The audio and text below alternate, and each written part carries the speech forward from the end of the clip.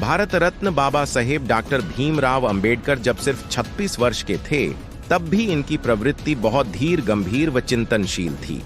लक्ष्य के प्रति एकाग्र और साथ ही बुजुर्गों जैसी समझदारी भी। हर बात का सटीक और सुलझा हुआ जवाब देने की काबिलियत। यही देखकर डॉक्टर बी.आर. अंबेडकर जी के ही प्रखर अनुयायी मान्यवर सी.बी. खैरमोड़े साहब ने सितंबर 1927 में अंबेडकर जी को बाबा साहेब के नाम से संबोधित करने का सुझाव दिया और आज हम उस युग पुरुष को बाबा साहेब के नाम से जानते हैं।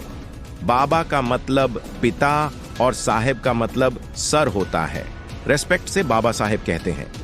जय भीम का नारा सबसे पहले आम्बेडकर आंदोलन के एक कार्यकर्ता बाबू हरदास एल.एन. लक्ष्मण नागराले ने 1935 में दिया था।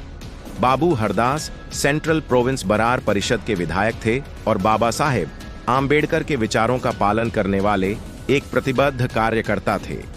गुंडागर्दी करने वाले असामाजिक लोगों को नियंत्रण में लाने और समानता के विचारों को हर गांव में फैलाने के लिए आम्बेडकर ने समता सैनिक दल की स्थापना की थी। बाबू हरदास समता सैनिक दल के सचिव थे। जय भीम का नारा सभी दलितों के लिए किसी जीत से कम नहीं है। उन्होंने अनुसूचित जातियों और अनुसूचित जनजातियों के लोगों के आत्मसम्मान को जगाया, उन्हें मनुष्य के रूप में जीने का अधिकार और मार्ग दिया। जय भीम यानी बाबा साहेब आम्बेडकर की जय, सभी SC, ST, OBC वर्ग की जय। संस्कृत शब्द भीमटा का हिंदी और मराठी में मतलब जीजा जी होता है। वैदिक निघंटु।